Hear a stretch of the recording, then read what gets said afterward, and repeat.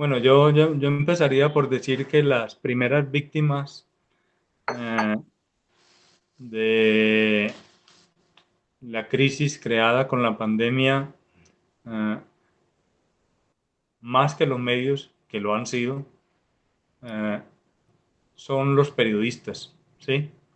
Es decir, las personas de carne y hueso, porque la cantidad de periodistas que han salido de las redacciones, la cantidad de buenos periodistas que han tenido que eh, decir adiós porque han sido despedidos, porque les han cancelado sus contratos, porque el medio pues no aguanta de pronto por la disminución de ingresos y ha tenido que reducir sus plantas de personal. Eh, entonces han sido muchos, sí. En Vanguardia lo hemos sentido, lo hemos notado y nos ha dolido que varios colegas, incluso colegas tan entrañables como el mismo caricaturista Kekar, ¿sí?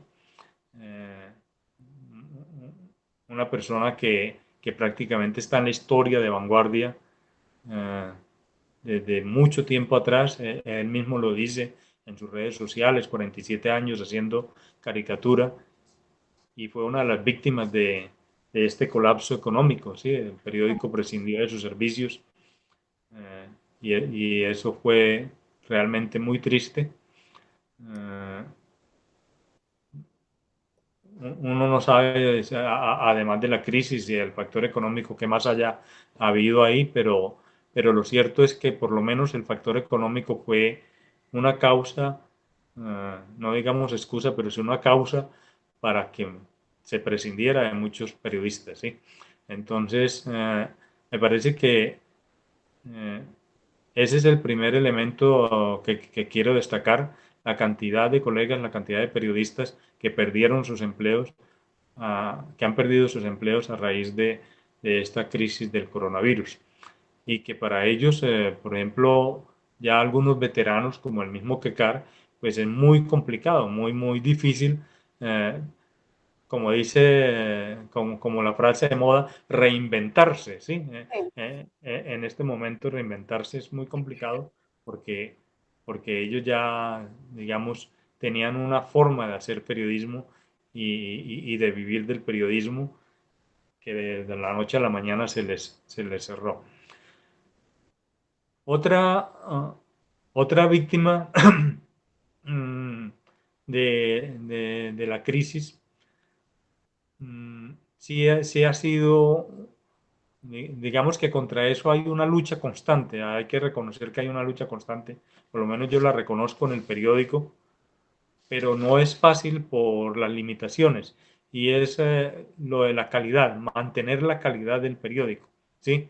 Mantener la calidad en los contenidos y la misma variedad, el mismo volumen de contenidos que tenía, por ejemplo, un medio como Vanguardia Liberal o como Vanguardia ya hoy, eh, antes, ¿sí?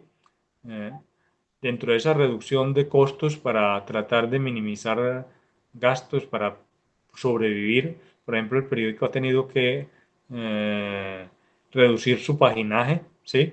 A Sí, pesar de que todavía sigue siendo un periódico decente, digamos, en número de páginas, y además de que tiene algunas publicaciones interesantes. Todavía sobrevive la revista de 500 empresas, que es una revista eh, enorme, es una guía para los empresarios muy interesante y de gran volumen. A pesar de todo eso, pues se redujo el paginaje, y al reducirse el paginaje, pues también se sacrifica un poco ciertos contenidos, ¿sí? Entonces, digamos que el periódico ha hecho la lucha para mantener la calidad de los contenidos en términos de no traicionar la veracidad y la profundidad en sí misma, pero los espacios se han limitado, los espacios sí se han reducido. ujú, Eh,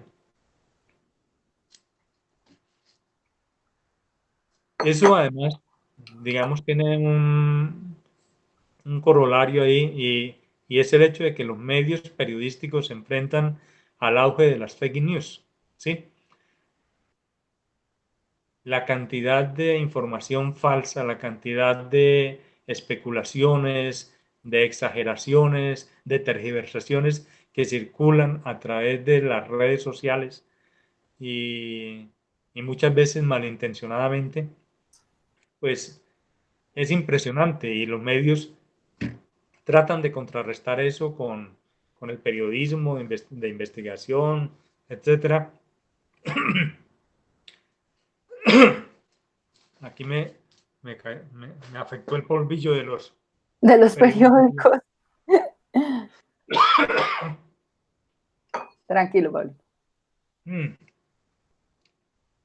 momento. Tranquilo.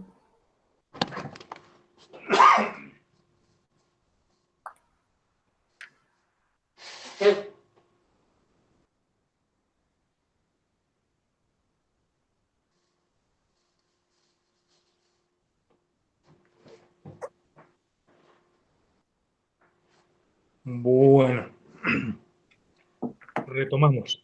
Sí. Decía que otro factor crítico para los medios es el auge de las fake news, ¿sí? De las noticias falsas. Mientras que una noticia falsa, pues basta simplemente con crear un texto o una imagen o alterarla y ponerla a circular. El periódico serio para desmentir esa noticia falsa tiene que investigar, tiene que contrastar fuentes y además de pronto no tiene la posibilidad de circular tan ampliamente porque circulan muy fácilmente las noticias falsas, ¿sí? Entonces, esa también es sí, es una de las dificultades. ¿Perdón? Sí, tranquilo.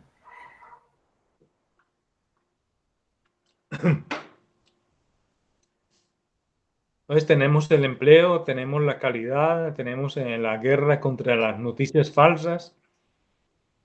De hecho, el periódico se ha unido a otras redes y él mismo ha creado eh, una serie de secciones en donde publica desmentidos. Lo hizo, por ejemplo, con el no sea pingo, o sea, decirle a la gente que no se crea estas informaciones que son falsas y entonces documenta por qué son falsas. ¿Sí? Sí. El periódico hace esas secciones, esos desmentidos. Mm. La publicidad, por supuesto, también es un factor tremendo porque los medios tradicionales impresos antes se sostenían con la publicidad, sí, era su principal fuente de ingresos y la publicidad también se ha visto afectada con la caída de las ventas, con el cierre de negocios, con todo este problema de la crisis económica derivada del coronavirus. ¿Eso a qué ha llevado? A que los medios entonces, por supuesto, sigan intentando vincular la promoción publicitaria, pero se enfoquen más en las audiencias, ¿sí? Hoy en día los periódicos están tratando de cautivar, de seducir nuevos suscriptores, ¿sí? Y lo hacen también a través de los medios digitales.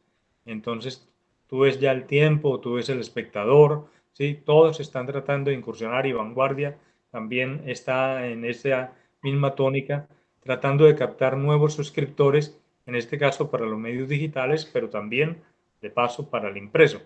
Entonces, y yo creo que eso va a ser el futuro. Si como lo decíamos al principio, hay una relación de gana y gana entre la sociedad y las empresas periodísticas y a la sociedad le importa o le debe importar que las empresas periodísticas sobrevivan. ¿Por qué? Porque además los medios, la prensa, es un pilar de la democracia. Sin medios o con medios manipulados o amordazados, es más fácil que eh, se manipule o que se acabe la democracia o que se maneje para otros fines. Entonces, por eso se decía que los medios, la prensa era el quinto poder, ¿sí? Sí. Antes se decía que era el quinto poder porque de alguna manera ejercía un poder fiscalizador, veedor, de control hacia las ramas del poder público, ¿sí? El Ujú. ejecutivo, el legislativo, el judicial, eh, en la medida en que cuando se publican las noticias sobre corrupción, sobre irregularidades, sobre hechos anómalos, que es otro de los factores importantes por los cuales debe existir la prensa, entonces sirve no solamente para advertir a la sociedad de que eso está ocurriendo, sino para aportar elementos para que se hagan investigaciones. Yo recuerdo que varias de las investigaciones que hacía en la época de la unidad investigativa del diario Vanguardia Liberal, eh, varias investigaciones que publicaba el diario eran pie para que luego la Procuraduría o la Contraloría, incluso la Fiscalía, Fiscalía. iniciaran procesos contra las personas involucradas. Entonces la prensa también sirve como una especie de catalizador. La empresa no es ni juez, ni fiscal, ni reemplaza la justicia. Eso lo Ujú. debemos tener muy claro. Pero la prensa, cuando es seria y cuando investiga y cuando profundiza en esos temas, puede ser un aliado de la justicia, ¿sí? La Sí. prensa se convierte en un aliado de la justicia y de hecho se convierte en un aliado de la democracia. Sí. Entonces, a la ciudadanía le debe interesar que ese tipo de periodismo sobreviva, ¿sí? Ujú. Los medios ahora están apelando precisamente a los ciudadanos. Entonces, en esa relación que te decía de gana y gana, los medios deben entender que tienen una responsabilidad con los ciudadanos y que deben ofrecerle información de calidad, pero los ciudadanos también deben entender que esos medios para sobrevivir necesitan del aporte de todos. Aportes que a veces son mínimos, porque digamos, si se logra un gran volumen de suscriptores, pues las tarifas pueden bajar, pueden ser bajas y el medio sobrevive. Lo que hizo, para citar un ejemplo, Noticias Uno, ¿sí? Con la Baki de Noticias Uno. Noticias Uno salió del Canal Uno y creó una Baki e iba a desaparecer, pero ellos dijeron, no, nosotros somos la red independiente y vamos a sostenernos con los aportes de las audiencias y abrieron una Baki y esa Baki les ha permitido sostenerse a través de el cable y a través de las redes sociales y siguen publicando y con la misma calidad, su independencia, con su forma de hacer periodismo, el informativo, el noticiero, Noticias Uno. Entonces, es muy importante entender que debido a esa situación que se presenta con la publicidad y con la crisis económica, en un futuro inmediato y más a largo plazo, los medios de comunicación van a depender más de los suscriptores que de la publicidad, ¿sí? Son Ujú. las suscripciones realmente las que van a soportar a los medios de comunicación. Si los medios no logran seducir a las audiencias para crear esa fidelidad en los suscriptores, difícilmente van a sostenerse, ¿sí? Creo que estarían condenados a desaparecer porque la publicidad por sí misma no va a ser suficiente para su sostenimiento. Entonces van a ser los suscriptores. Y hay también, digamos, otras ideas. En el caso de Vanguardia Liberal, pues es un conglomerado, entonces ellos suman esfuerzos de otros negocios que tienen, etcétera, para tratar de que el periódico no desfallezca y no desaparezca. ¿Sí? Pero hablando específicamente del medio periodístico, me parece que las suscripciones y el apoyo de las audiencias, en la medida en que esas audiencias se sientan identificadas con ese periodismo, en la medida en que esas audiencias sientan que realmente ese periodismo presta un servicio, en la medida en que esas audiencias entiendan que es valioso para la democracia, para la sociedad misma, que el medio no desaparezca, entonces pueden ser las audiencias las salvadoras de los medios de comunicación. Por supuesto, los medios tendrán una exigencia mayor en ofrecer contenidos de calidad, en ofrecer también servicio para esas sociedades que lo sostienen, sin renunciar a sus principios y sin renunciar a los valores del periodismo. Ujú. Ese sería como mi enfoque respecto al tema de la crisis, que algunos van a desaparecer, sí, pero no creo que la prensa, fíjate que por ejemplo uno pensaría rápidamente que el eslabón más débil de toda esta situación de pandemia y con el auge de lo digital y con el auge de la tecnología son los impresos, ¿sí? O lo que llaman acá el paper. Sí, No. Sin embargo, yo creo que eh, el impreso, a pesar de los otros formatos, va a tener un lugar, ¿sí? Y no va a desaparecer del todo, ¿sí? A mí me parece que lo que te mostraba ahora, esa cosa de poder palpar el papel, de poder tener el periódico, ¿sí? De que se convierta como en una especie de archivo, de documento para la memoria, me parece que sigue siendo todavía importante. Y hay muchos lectores ya, digamos, por supuesto hay nuevas generaciones, pero todavía hay lectores de edad, de avanzada edad, que se resisten a leer el periódico en la tablet o leerlo en el móvil, ¿sí? O que les cuesta porque la vista no les da o cosas así por el estilo, y prefieren el papel periódico, que siempre ujú, el, el tacto, sentirlo, eso les inspira a ellos mayor confianza.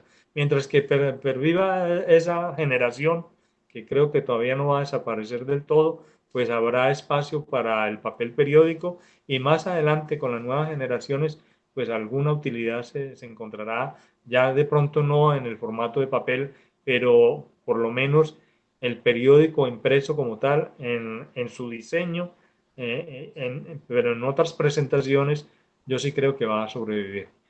ok. Bueno, Pablito, muchísimas gracias por todos estos datos y por toda esta información. De verdad que sí, muy interesante. Yo siento que cada vez que hago estas entrevistas recojo memoria de muchas cosas y las dejo ahí para, porque no crea, uno a veces no las tiene como presente, ¿no? O sea, se dedica como solamente a ejercer y ya, pero todas estas anécdotas que nos has contado, todo, pues todo tu labor, entonces eso sirve también para hacer memoria un poco del periodismo regional y eso es lo importante, ¿no? Mira, aquí está lo que te decía de las varias publicaciones que hice, si alcanzas a ver ese, Sí, sí, pues sí, no puede ser alcalde, esos eran los contratos que él había firmado. Era sí. interesante porque se presentaba una discusión. Él decía que él no era el que había firmado los contratos, sino que era la persona jurídica, ¿sí? O sea, que era Ah, su empresa. sí, Entonces, igual era él. un poco como que yo no soy yo, Yo no ¿sí? soy yo, sí, sí, exacto.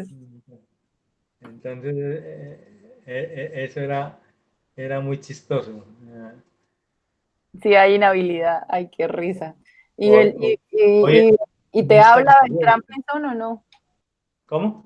¿Te habla Beltrán Pinzón, te habla? Porque luego fue rector de la UIL, ¿no? Sí, luego fue rector de la UIS. No, el señor es un señor muy correcto, de todas maneras, pues en su momento en que intentó incursionar en política, pues tenía ese problema, sí, y había que decirlo. Sí, claro. Sí, vale. Esta es una foto, digamos, que cuando me enteré del premio Simón Bolívar, aquí eran compañeros de la sala de redacción. Es muy interesante, aquí está Silvia y acá está Alberto Donadío, ¿sí? Eh, Ella es Silvia Galvis, Sí. eh, también dejó un gran vacío en el periodismo investigativo, Ujú. sobre todo de vanguardia, y es como de los aprendizajes, de las cosas buenas que dejó para la historia. Aquí hay unas imágenes de lo del informe de la panela, ¿sí? Sí. Tremendo ese caso, me pareció tenaz. Aquí, eso fue interesante porque hicimos, pues hice con el apoyo de la, en ese caso yo acudí, por ejemplo, a organizaciones investigadoras de paneleras, yo, de salud departamental, porque me tomé el trabajo de conseguir muestras de diferentes expendios de panelas, ¿sí? Entonces hicimos, pues logré convencer, no sé cómo, a los señores allá de la Secretaría de Salud que tenían un laboratorio para Sí, el análisis de alimentos. Y les dije, venga, yo les traigo las muestras y ustedes por favor díganme cuáles de esas muestras están contaminadas, ¿sí? E hicimos ese trabajo y resultó que la mayoría de las muestras estaban contaminadas y estaban, lo que te decía, doblemente contaminadas por clarol y por anilina. Entonces eso era una cosa terrible. Y este señor, eh, con este señor me pasó una cosa muy simpática y es que él era el gerente de la cooperativa de la cooperativa panelera de Piedecuesta. Una persona también muy interesante y todo eso. Y cuando yo le dije en qué estaba, en qué proyecto estaba, él me colaboró, incluso con documentación y cosas así por el estilo. Fue, fue, fue un soporte valioso en la investigación. sí. Pero avanzando en la investigación, descubrí que la cooperativa que él gerenciaba vendía Clarol, ¿sí? O sea, él me decía que no, pero llegué incluso hasta descubrir el empaque, ¿sí? Sí, Cooperativa Panelera de Santander Limitada, blanqueador de panela, hidrosulfito de sodio, que es el famoso clarol, ¿sí? O claro. sea, tenían el empaque hasta marcado con el producto. Entonces, cuando yo descubro eso, el señor que había sido muy amable y todo eso y me había colaborado en la investigación, le dije, qué pena, me va a tocar sacarlo en la investigación que ustedes Claro. venden el Claro. El señor me dijo, sí, pues Pues es sí, cierto, lo vendo. es, es cierto, no lo podemos negar. Yo pensé que de pronto iba a tener una reacción airada o que me iba a decir cómo, pero si yo le colaboré en la investigación, por lo menos no me vaya a Ahí destapar. los multaron, Pablito. Pero habría sido complicado. No recuerdo, no recuerdo si hubo una sanción a ellos, pero lo que sí sé es que dejaron de vender Clarón, ¿sí? O sea, Claro, ese fue un efecto inmediato. claro. O lo ocultaron o dejaron de hacerlo, porque el impacto, digamos, de que la cooperativa panelera que decía que impulsaba la campanela de calidad y todo eso era la que estaba ofreciendo el producto, eso fue realmente muy complicado para ellos. Y, y a los estudiantes, pues mi mensaje, mi saludo, animarlos a que sigan también interesados en estos temas. Eh, Algunos pensarán que no tienen mucha relación con sus vidas o con las cosas que van a hacer o con sus intereses, pero ahí sí, eh, como decía en una conferencia eh, eh, este señor, el de, ay, se me olvida, bueno, que decía que se trataba de unir puntos, ¿sí? Ujú. O sea, que a veces las cosas uno no sabe exactamente cuándo le van a servir o para qué le van a servir, pero va a llegar un momento en que les va a encontrar utilidad y van a decir, ah, mire, eso que se dijo tal día o que se presentó tal día me puede servir para hacer esto que estoy desarrollando o para presentar esto. Sí. Entonces, que no echen en saco roto estas cosas que se están presentando y que están viendo en la historia de los medios de comunicación y de alguna manera el tener la comprensión también de la historia les permite tener una visión de país y les permite tener una visión de todo lo que está aconteciendo en este tiempo que les tocó vivir.